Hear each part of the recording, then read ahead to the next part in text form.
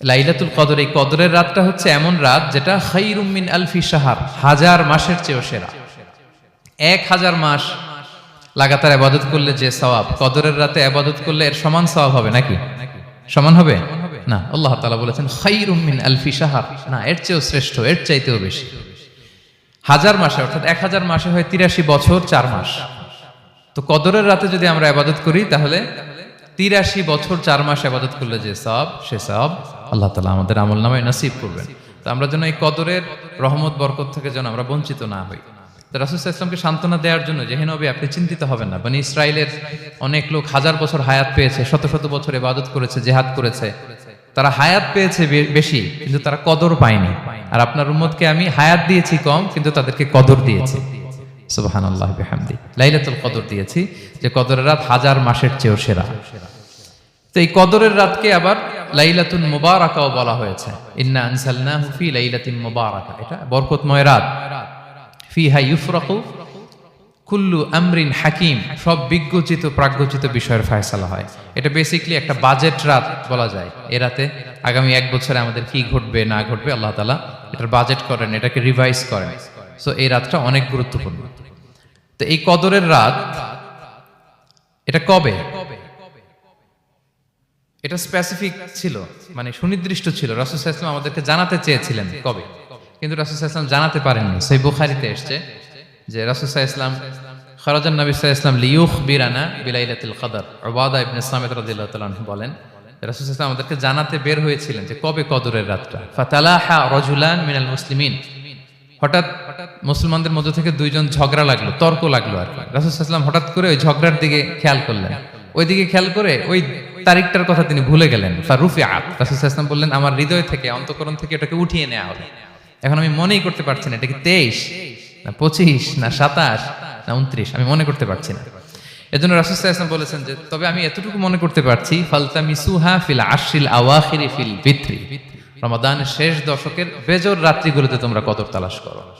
বেজর রাতে যদি তোমরা কদর তালাশ করো তাহলে এই কদর সুনিশ্চিতভাবে তোমরা পাবে। তো এই জন্য স্কলাররা সবসময় বলেন যে লাস্ট 10 days অফ রমাদান খুব গুরুত্বপূর্ণ, সবচেয়ে the cream time of Ramadan. I repeat, এটা রমাদানের একেবারে মাহেন্দ্রক্ষণ। এই 10 দিনের যে কোনো 10 রাতের যে কোনো রাত কদর হয়ে যেতে পারে, বিশেষ করে অড নাইটস গুলো 21, 23, 25, 27 এবং 29, যে কোনো দিন হয়ে যেতে পারে কদর। সো বুদ্ধিমানের কাজ হচ্ছে আমরা যেন রমাদানের শেষ 10 রাতে লাগাতার একইভাবে একই স্পিডে আমরা যেন ইবাদত করি।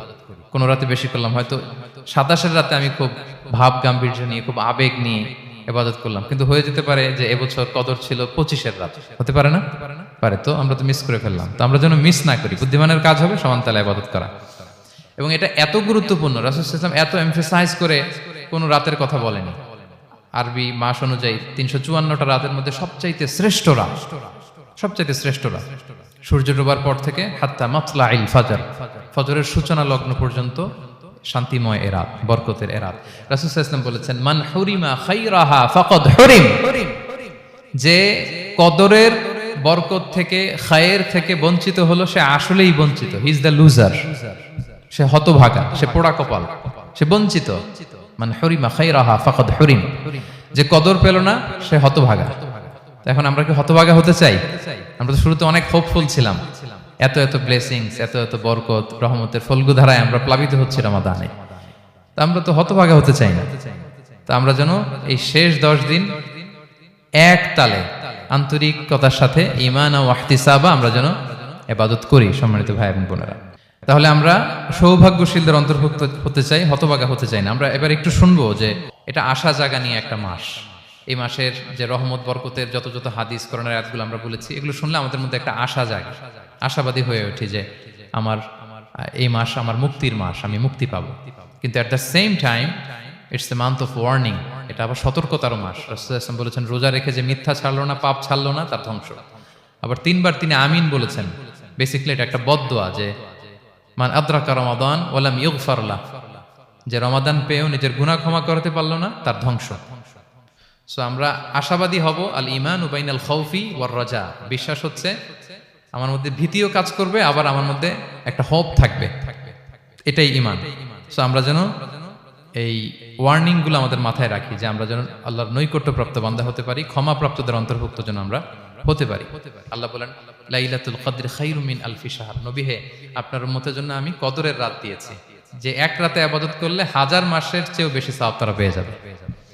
সো এই কদরের রাত যেন আমরা মিস না করি। কোনটা কদরের রাত? আমরা বলেছিলাম শেষ 10 দিন সমান তালে ইবাদত করব। বিশেষ করে আমরা গুরুত্ব দিব অড নাইটস গুলোতে, 21, 23, 25, 27, 29 আমরা গুরুত্ব দিব। এবং রাসূল সাল্লাল্লাহু আলাইহি ওয়াসাল্লাম বলেছেন মান হুরিমা খায়রাহা ফাকাদ হুরিম, যে কদরের বরকত মিস করলো সে বঞ্চিত, সে হতভাগা, হি ইজ দ্য লুজার। আমরা যেন লুজার না হই, আমরা যেন গেইনার হই এই বরকতের মাসে। এবং সবশেষে আমি বলেছিলাম রাসূল সাল্লাল্লাহু আলাইহি ওয়াসাল্লাম স্পেশালি 5টা আমল করতেন, সারা রাত জাগতেন, ফ্যামিলি মেম্বারসদের জাগিয়ে তুলতেন, উৎসাহিত করতেন এবং কোমরে গামছা বেঁধে নামতেন। এরকম ইবাদতের স্পৃহা অন্য কখনো রাসূল সাল্লাল্লাহু আলাইহি ওয়াসাল্লামের মধ্যে দেখা যেত না, যেমনটা শেষ দশকে তিনি করতেন। ইতিকাফ করতেন তিনি, আর ইতিকাফ করলে কদর মিস হওয়ার সম্ভাবনা নেই।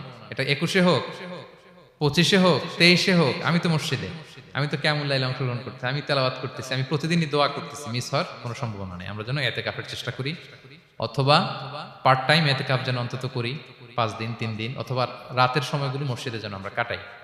3 নাম্বার বলেছিলাম রাসূল সাল্লাল্লাহু আলাইহি ওয়াসাল্লাম জিবরাইল আলাইহিস সালাম কোরআন রিভিশন করতেন, আমরা যেন কোরআন রিভাইজ করি, রেসাইটেশন করি বেশি মাত্রায় শেষের 10 দিন। কিয়ামুল লাইল ফালা তাসআল আন হুসনিহিন্না ওয়া তুলিহিন্না, কত সুন্দর কিয়ামুল লাইল ছিল বলে বোঝানো যাবে না। তো আমরা যেন এরকম দীর্ঘ সময় কিয়ামুল লাইল করি। আর সবশেষে বলেছিলাম দোয়া করা। দোয়া করা হচ্ছে দোয়া মুমিনের হাতিয়ার। দোয়া মানুষের জীবন চেঞ্জ করে দিতে পারে। চাওয়ার মতো চাইলে আল্লাহ ফেরান না, আল্লাহ তো দেওয়ার জন্যই বসে আছেন। আমরা যেন কায়মনোবাক্যে আল্লাহ তাআলার কাছে চাই, অশ্রুসিক্ত নয়নে যেন আমরা চাই। অনুতপ্ত বান্দার চোখের পানির ফোঁটা আল্লাহর কাছে খুব প্রিয়। 2 ফোঁটা আল্লাহর কাছে সবচেয়ে প্রিয়, জেহাদের ময়দানে মুজাহিদের রক্তের ফোঁটা আর অনুতপ্ত বান্দার চোখের পানির ফোঁটা। বান্দা অনুতপ্ত হয়ে, রিপেন্টেন্ট হয়ে চোখের পানি ছেড়ে যখন কাঁদে আর দোয়া করে, ওই চোখের পানি চোখ বেয়ে, নাকের ডগাবে মাটিতে পড়ার আগেই আল্লাহ তার সব গুনাহ মাফ করে দেয়। আমরা যেন সেই অনুতপ্ত বান্দাদের কাতারে শামিল হতে পারি। রাসূল সাল্লাল্লাহু আলাইহি ওয়াসাল্লাম যেভাবে কিয়ামুল লাইল করতে আমাদেরকে উৎসাহিত করেছেন, আমরা যেন সেভাবে কিয়ামুল লাইল করতে পারি। আমাদের প্রতিটি কাজের মধ্য দিয়ে লাআল্লাকুম তাত্তাকুনের যে অ্যাচিভমেন্ট, সেটা যেন আমাদের হাসিল হয়। এবং এই রমাদানকে যেন আমরা আমাদের জীবনের সর্বশেষ রমাদান মনে করি। আমাদের চিফ ইমাম অফ সেন্ট্রাল মস্ক ইমাম রমাদান সুবকি নামাজের আগে একটা সুন্দর কথা বলেন যে perform this Salah as if this is your last and final prayer. এমন ভাবে নামাজে দাঁড়াও, মনে করো এটাই হতে পারে জীবনের শেষ নামাজ। রাসূল সাল্লাল্লাহু আলাইহি ওয়াসাল্লাম এটাই বলেছেন। সো আমরা বিগত বছরগুলোতে আমাদের অনেক প্রিয়জনদের হারিয়েছি এই কোভিডের কারণে।